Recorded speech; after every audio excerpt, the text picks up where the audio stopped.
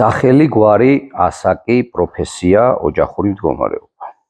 ლაშა მგელაძე 45 წლის, ეკონომიკის დოქტორი, ყავს მეუღლე და 2 შვილი.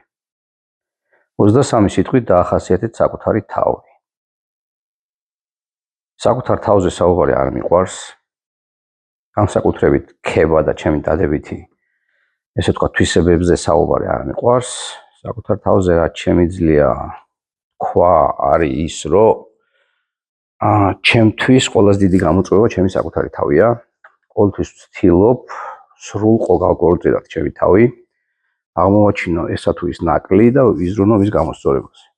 აქ შეიძლება გარკვეული კუთხით კითხვაც გაჩნდეს, თუ საკუთარი თავი ვერ გამოგისწორებია სხვა რამის გამოსწორებას როგორ შეძლებ, მაგრამ მე ვფიქრობ, რომ ადამიანი, რომელიც საკუთარი თავის უყოფ ფაზეა ორიენტირებული, უფრო მარტივად შეძლებს სხვადასხვა სფეროებში ნაკლის აღმოჩენას და ამ ნაკლების გამოსწორებას, ასე ვთქვათ.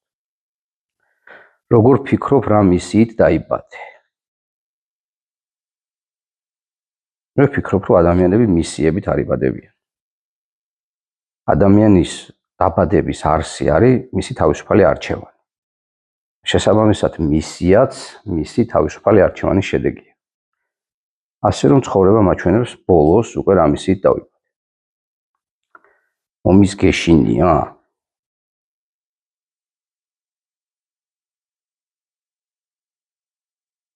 რატო უნდა მეშინოდეს ომის ვერ ხვდები? ომს უნდა არიდო თავი და უნდა ეცადო, რომ ომამდე სიტუაცია არ მიიღო. თუმცა თუ საჭიროა და გარდაუვალია, შიშით ომს ვერ აიცილებ თავიდან ვერანაირად. რას ვერ აპატიებ უახლოეს მეგობარს?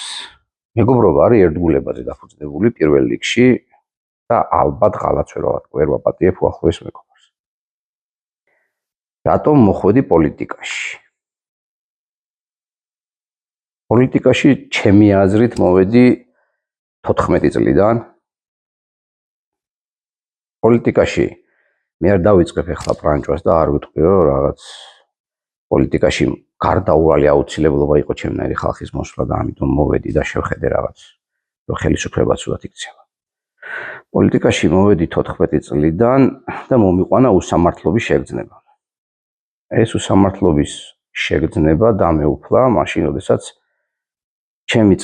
ჩემი სახლის წინ ხედავდი აფხაზეთიდან დევნილ ადამიანებს, რომლებიც მთელი დღეების განმავლობაში უწყვეტად მიდიოდნენ აღმოსავლეთისკენ. ეხლაც მახსოვს ის გრძნობა, როგორი უსამართლობის გრძნობა დამეუფლა მაშინ. ეს არ იყო არც ბოღმა, არც შურისძიების გრძნობა.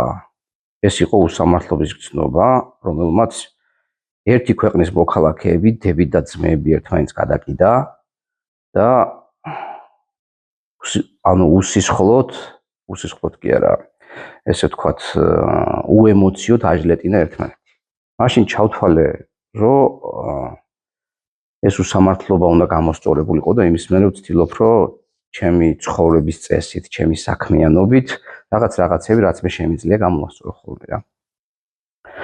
და ჩემთვის ეს არის პოლიტიკა. ყველა ადამიანი, რომელიც თავისი საქმით ცდილობს, რომ რაღაცა შეცვალოს უკეთესობისკენ, მე ვფიქრობ, რომ ეს არის პოლიტიკა. ცოტა შეიძლება 22 დამოკიდებულებაა, მაგრამ არ ჭირდება პოლიტიკას აუცილებლად პოლიტიკაში ოფიციალურად მოსვლა და პოლიტიკოსობა. ყველა ადამიანი, რომელიც ცდილობს და ფიქრობს, რომ რაღაცა შეცვალოს უკეთესობისკენ, ჩემი აზრით ქმნის თავის ქვეყნის პოლიტიკას. შეგიძლია სამშობლოსთვის თავი მიზანმიმართულად გაწირო? ამის ინსტინქტური პასუხი პირველივე ალბათ ყველა პატრიოტისთვის არის, რომ კი შემიძლია. თუმცა თავის გაწირვა და გმირობა ორი ტიპის არის. ერთი მიზანმიმართული, მეორე სიტუაციური. სიტუაციურად თავის გაწირვა ადამიანისთვის, რომელსაც ღირსების გრძნობა გვერდად მარტივია. აი მიზანმიმართულად რომ დაფიქრდები, რომ შენ შეეწირო დიად საქმეს, ეს უფრო რთულია, მაგრამ ფიქრობ, რომ შემიძლია, თუმცა სიტუაცია გვაჩვენებს. მარკეტში შესულმა აღმოაჩინე, რომ საფულე დაკარგე, როგორ მოიქცევი. მოვიკითხავ, სად დავკარგე საფულე. მარტივია ძალიან და შევეცდები, რომ მოვძებნე. ირაკლი კობახიძე რომ იყო რას იზამდი? ბევრ ძალიან კარგ რამეს ვიზამდი ჩემი აზრით. მე და ირაკლი ერთმანეთს დიდი ხანია ვიცნობთ. სადღაც ერთი ჯერ კიდე სხვა ხელისუფლების პირობებში, როცა ის UNDP-ის, ესე ვთქვათ, ერთ-ერთი პროექტის მენეჯერი იყო, ჩვენ ერთად საზღვარგარეთ ვიყავით. ძალიან განსხვავებული მოსაზრებები გვაქვს, ესე ვთქვათ, კონკრეტულ საკითხების გამოსწორებასთან მიმართებაში, მაგრამ მას იმ ესე ვთქვათ მოსაზრებების ნახევარი მაინც რო გაეკეთებინა, თუნდაც მე არ ვეთანხმებოდი, მაგრამ იმ მიმართულებით წაიყვანა ქვეყანა, დღეს უკეთეს ქვეყანაში ვიცხოვრობდით ჩემი აზრით. რას ვიზამდი ირაკლის ადგილზე რო ვიყო და ან შევეცდებოდი მთელი ძალით, ჩემს ხელთ არსებული ძალით, გამომესწორებონა ამ ქვეყნის სიტუაცია, ან გადავდგებოდი. არ არსებობს გამართლება არ აქვს, იმას იყო პირველი პირი და ვინმეს ქვეყნის პირველი პირი და ვინმეს აზრებს ემორჩილებოდი. შეიძლება ითვალისწინებდე, არ ითვალისწინებდე ვინმეს აზრს უსმენდე, მაგრამ უპირებოდ ემორჩილებოდე მოქალაქის აზრს პირველი პირი. ეს ნიშნავს, ეს პირველ რიგში შენი ქვეყნის ღალატია ჩემი აზრით რა. რას ნანობ? ალბათ ნანობ იმ ჩემი აზრით, ჩემი სიზარმაცის გამო დაკარგულ დროს უქმად, რომელიც ამ ცხოვრების განმავლობაში დამიკარგია. ჯადოსტური ჯოხი რომ მქონდეს, რას გააკეთებდი? კარგია ჯადოსტური ჯოხი. ალბათ ერთი დააკვირთ ამ ქვეყანას გავაერთიანებდი და შემდგარ სახელმწიფოდ გავხდიდი რა. მნიშვნელოვან საქმეზე მომავალს, მნიშვნელოვან საქმეზე მიმავალს. წინ შავმა კატამ რომ გადაგებინოს, რას იზამ? შავი კატის გადარბენა ძალიან კარგად მაქვს დასტილი. ასე რომ და საერთოდ ესე ვთქვათ, გამეფებული ცრურწმენების არ მჯერა და უფრო ფიქრობ, რომ ყველა ადამიანი თავისი ბედის მჭედელია და შავი კატა და ესე ვთქვათ, ლურჯი ფასკუნჯი ამ სიტუაციას ვერ სვლის არსობრივად. ბოჯბაში ჯობია თუ ჩიხირთ, გემრიელი საჭმელი. დაასრულე ფრაზა, თავისუფლება ისე არ მოდის. თავისუფლება სჭირდება პირველ რიგში თავისუფალი ნების არსებობა და შინაგანი თავისუფლება ერის. თავისუფლება მოდის პირველ რიგში სწორი დაგეგმვით, თავგანწირვის უნარით იდეისთვის და როგორც თქვი, შინაგანი თავისუფლებით. შენი გარეგნობით ადამიანებს რამდენი წლის გონი ხარ? ჩემი გარეგნობით ადამიანების რამდენი წლის გონი ვარ, არ ვიცი, ალბათ ეს იმ ადამიანებს უნდა ვკითხოთ, ვინც ჩემ გარშემო არიან. მაგრამ მე ვფიქრობ, რომ უფრო მოხუცი ვარ, ვიდრე ჩემი ფიზიკური ასაკია. ფულის სანაცვლოდ საკუთარ პრინციპებზე უარს იტყვი? ეს ისეთი კითხვაა, ეხლა სტანდარტულად არა უნდა უთხრა პასუხი ადამიანებს, რაც ნიშნავს ფულის სანაცვლოდ საკუთარ პრინციპებზე უარის თქმა. ზოგადად საკუთარ პრინციპზე არა მარტო ფულის, არამედ რაიმის გამო უარის თქმა ნიშნავს, რომ შენ ტყუილად დაიბადი ამ ქვეყანაზე. ზევით რაც კითხვა იყო, რომ რა მისიით მოხვიდიო, ჩასათვლელია, რომ საერთოდ მისია არ ქონია და საერთოდ აზრი არ ქონია შენ დაბადებას ამ ქვეყანაზე და შენი ცხოვრების გამოდას. ჯადოსი შელოცვების და ბრძენი ძალების ჯერა? არა. ჯერა იღბალის. და ჯერა ერთის, რაც ესე ვთქვათ, ფეზვგადგმული გამონათქვამია ქართველებში, ღმერთმა ადამიანს უთხრა, რომელიც იხჩება, გაანძრია ხელი და გეშველება. თუ ხელს არ გავანძრევთ, არაფერი არ გვეშველება, არც ჯადო უშველის მაგას და არც ესე ვთქვათ, შელოცვები.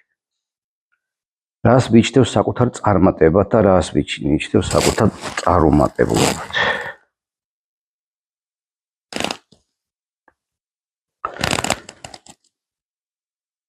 წარმატებად ალბათ მივიჩნევ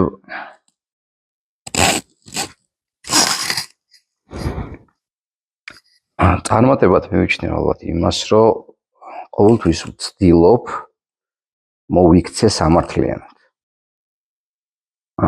მიუხედავად, ესე ვთქვათ, ბენეფიტების დაკარგვისა, პრივილეგიების დაკარგვისა და რაღაცათომ ჩამომიყალიბდა ცხოვრებაში ესეთი მიდგომა, რომ სამართლიანი ქცევა არის ყველაზე მნიშვნელოვანი.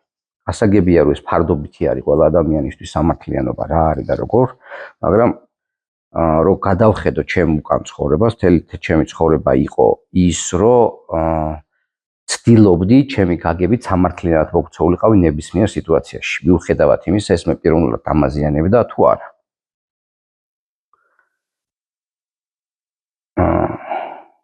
როგორ უმკლავდები სტრესს და როგორ იქცევი კრიტიკულ სიტუაციაში. სტრესის გამკლავების ყველაზე მარტივი მეთოდი არის ის, რომ ცივი გონებით შეხედო იმ სიტუაციას. რა სიტუაციაში ხარ და არ ჩავარდე პანიკაში. იმიტომ რომ პანიკა გღუპავს და საერთოდ უფრო მეტად გძირავს სტრესში. როგორ ვიქცევი კრიტიკულ სიტუაციაში და რაც სტრესს ვთქვი, ვცდილობ შევინარჩუნო ცივი გონება და მაქსიმალურად დავაოკო ჩემი ემოცია და შევეცადო მოვძებნო გამოსავალი. იმიტომ რომ გამოთქმებს, ესე ვთქვათ, მეტნაკლებად ზოგი გამოთქვა ჩემთვის ძალიან მისაღებია და ვფიქრობ, რომ ერთ გამოთქმას კარგად შეეფერება ეს. ბედმა ყველა კარი რო ჩაგიკეტოს, ღმერთი ერთ სარკველს ღიას მაინც გიტოვებს. და ის სარკველი უნდა მოძებნო, თუ დახურულია უნდა გააღო და უნდა გახვიდე, ესე ვთქვათ, სამშვიდობას. რისი გცხვენია? ალბათ საკუთარი თავის არ ვიცი. იმისი, რომ ვერ შევძელი იმაზე მეტი, რაც შეიძლება გამეკეთებინა ამ ჩემი ცხოვრების განმავლობაში. რას ეტყვი ამორჩეველს 23 სიტყვით?